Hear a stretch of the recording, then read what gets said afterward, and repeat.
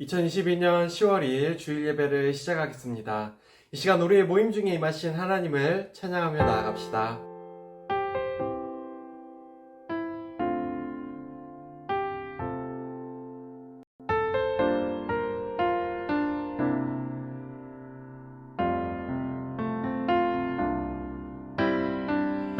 형제의 모습 속에 보이는 하나님 영상 아름다워라. 존귀한 주의 자녀 됐으니 사랑하며 섬기리.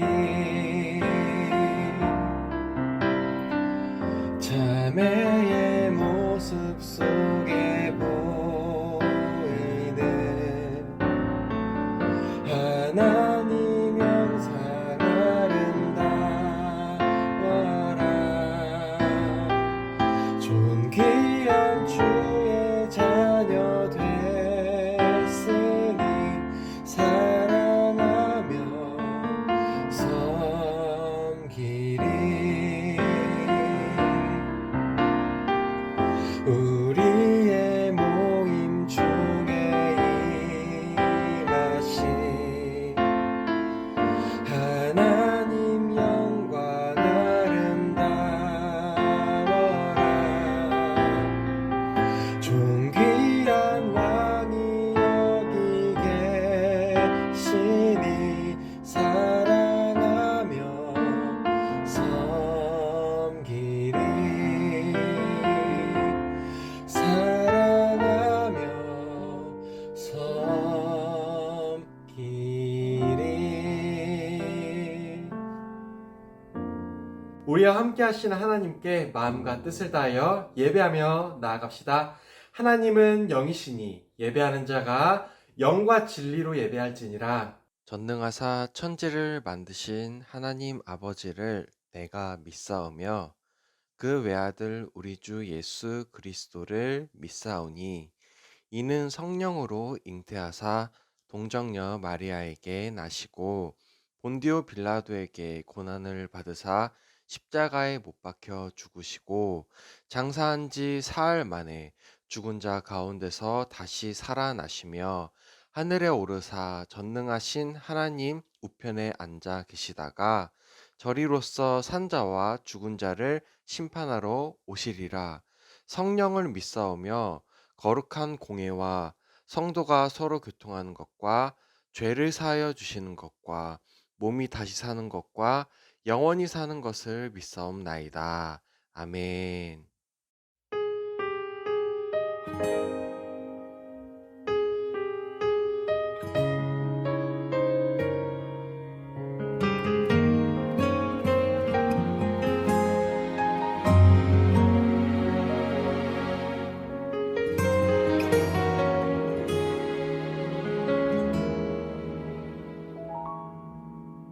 주님, 제 마음이 너무 둔해서 주님을 볼 수 없습니다. 이 땅에 속하여 이 땅만 보다가 주님 손을 놓쳤습니다. 만나 그네로 왔는데 왜 주저앉게 되었나. 나는 정직인데 언제부터 내 삶에 주인이 되어버렸나.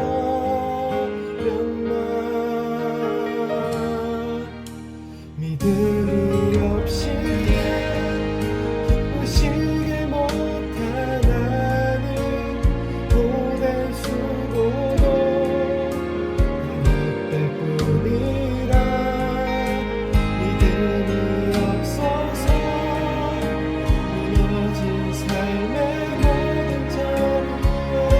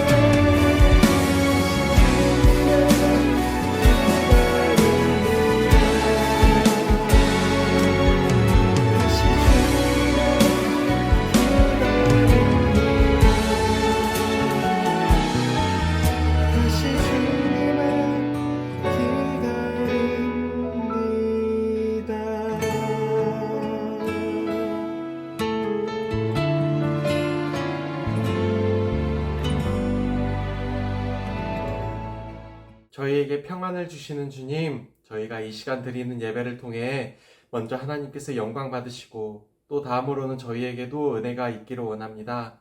저희 각자가 중간고사를 치르고 또 준비하면서 때로는 낙심하고 실망하여 넘어지지 않았는지 모르겠습니다. 또 삶의 목적 없이 의미 없이 그저 하루를 살고 있는 친구들이 있지는 않았는지요. 그러나 저희는 알지 못해도 주님께서 이미 구원의 놀라운 일을 저희에게 준비시키고 계심을 오늘의 말씀 속에서 확신하길 원합니다.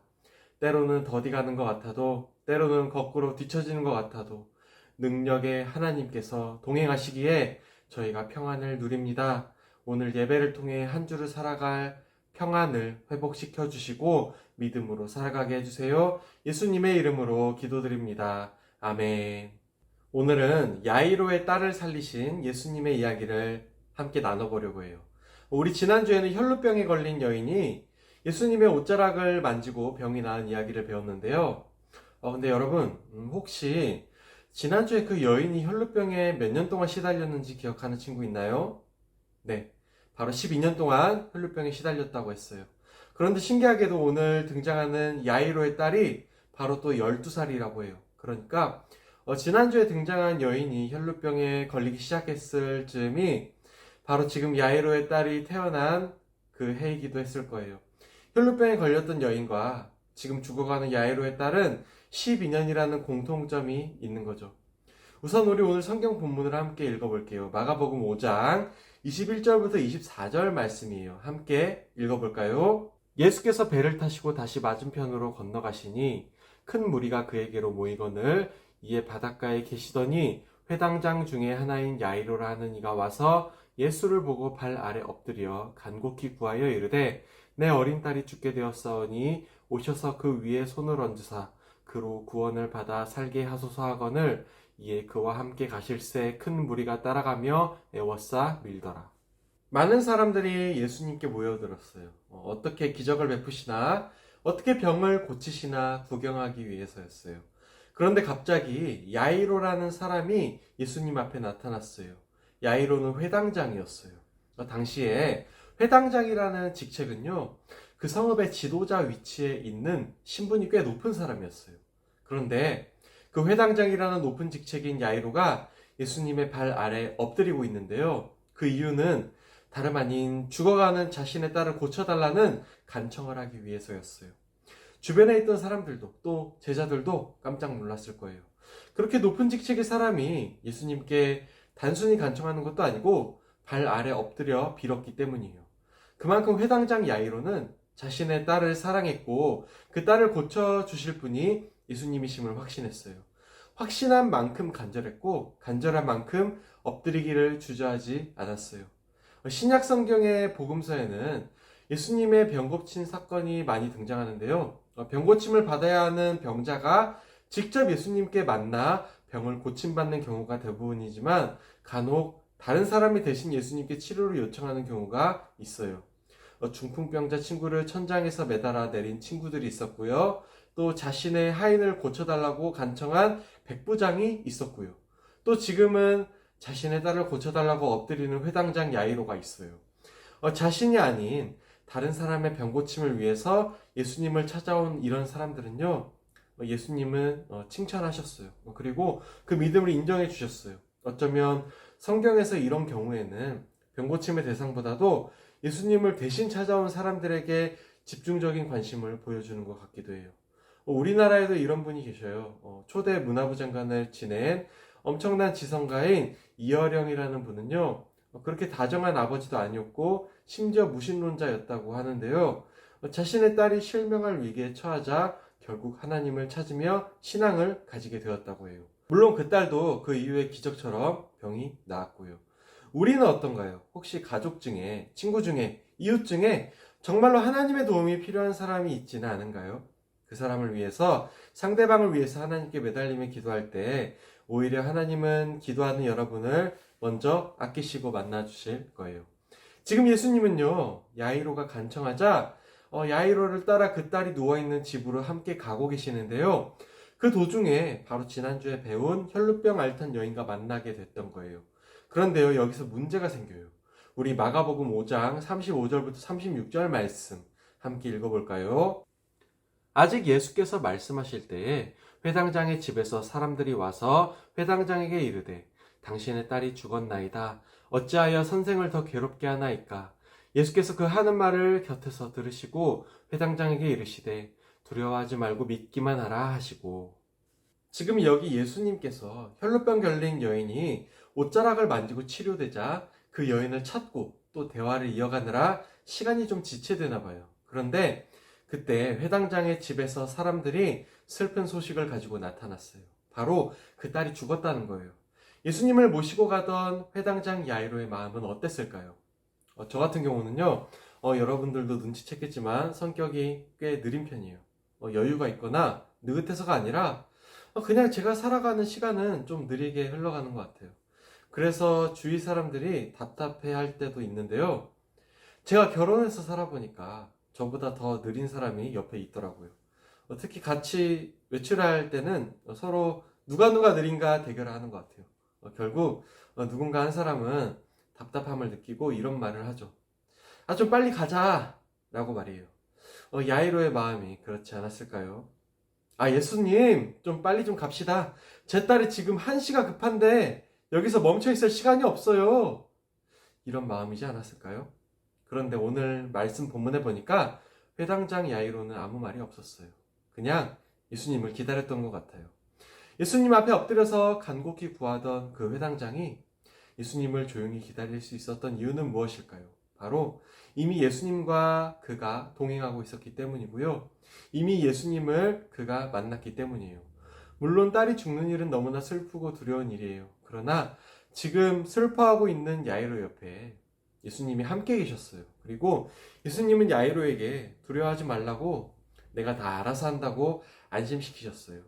우리 이어서 마가복음 5장 38절부터 40절 말씀 읽어볼게요.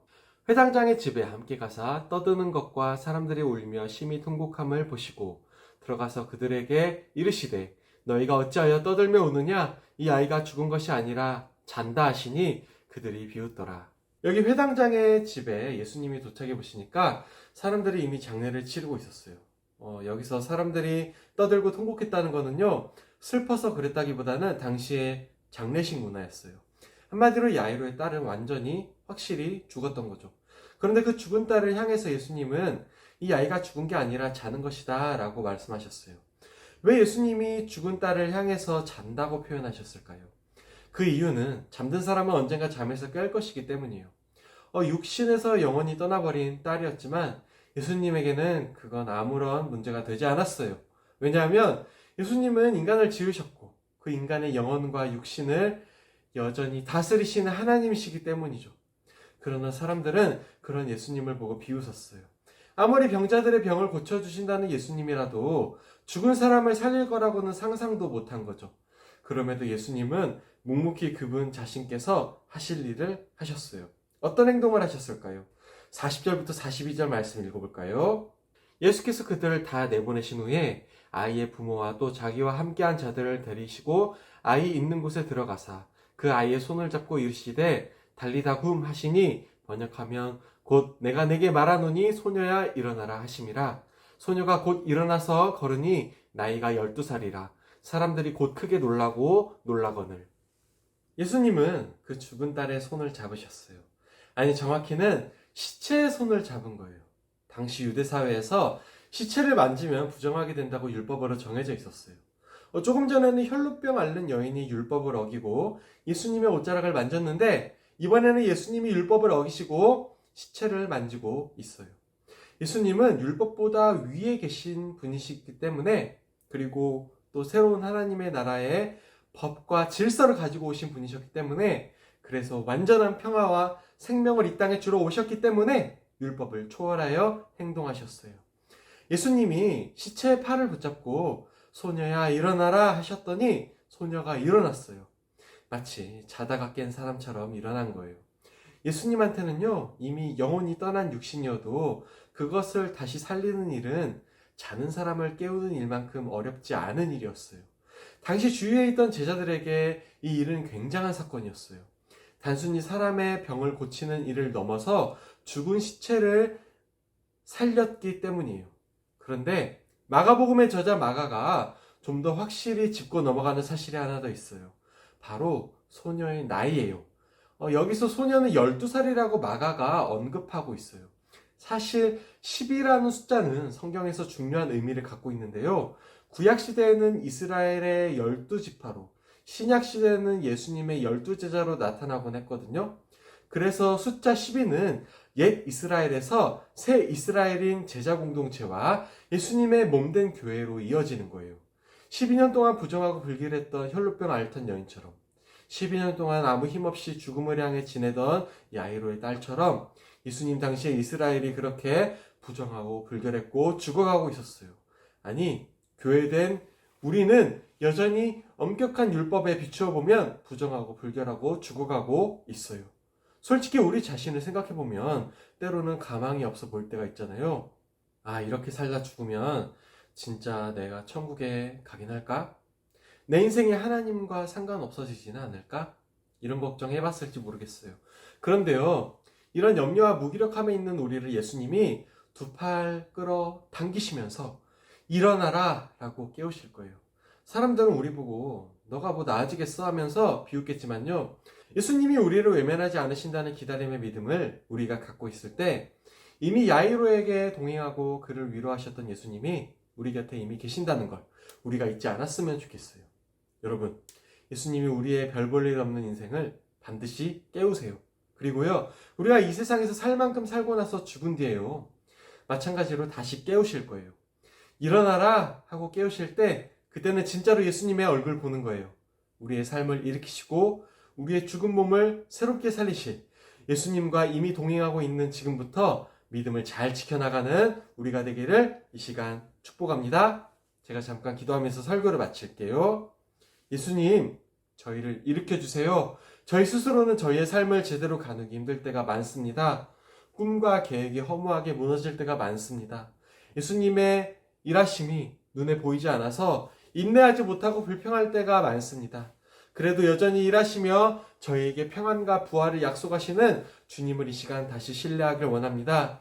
작은 기다림의 믿음 하나라도 이 시간 허락해 주셔서 믿음의 열매가 삶 속에서 맺히는 저희가 되게 해주세요. 예수님의 이름으로 기도드립니다. 아멘. 광고 시간입니다. 광고가 3가지 있는데요. 먼저 다음 주 주일 예배는 현장 예배고요. 그리고 10월 8일 돌아오는 토요일에 체육대회가 있으니까요. 12시 반까지 영어도서관으로 오면 됩니다. 여러 활동들이 준비되어 있고 상품들도 준비되어 있어요. 풋살도 있으니까 풋살할 친구들은 축구화를 따로 챙겨도 좋을 것 같아요. 그리고 또 중요한 광고가 있는데요. 10월 23일 주일에 세례식이 있어요. 우리 청소년 주일학교 대부분 친구들이 세례를 아직 받지 않았잖아요. 모두 다 세례를 받았으면 좋겠는데, 세례를 받으려면 먼저 전도사님한테 세례 교육을 받아야 돼요. 가급적 모든 친구들이 참여하기 위해서 제가 밤에 줌에서 모여서 교육을 할 거니까요. 선생님들 통해서 한 명 한 명 우리 친구들에게 연락을 할게요. 그러면 그 시간에 맞춰서 교육을 받으면 됩니다. 세례는 만 14세 이상, 그러니까 생일이 지난 중2 친구들부터 받을 수 있고요. 일생에 단 한 번 하는 정식으로 교회의 교인이 되는 과정이니까 중요하게 기억하고 교육받으면 좋겠어요. 그럼 우리 퀴즈 풀어볼까요?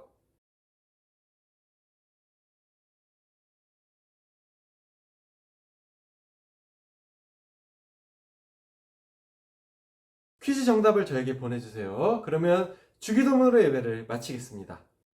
하늘에 계신 우리 아버지여, 이름이 거룩히 여김을 받으시오며 나라가 임하시오며 뜻이 하늘에서 이루어진 것 같이 땅에서도 이루어지이다.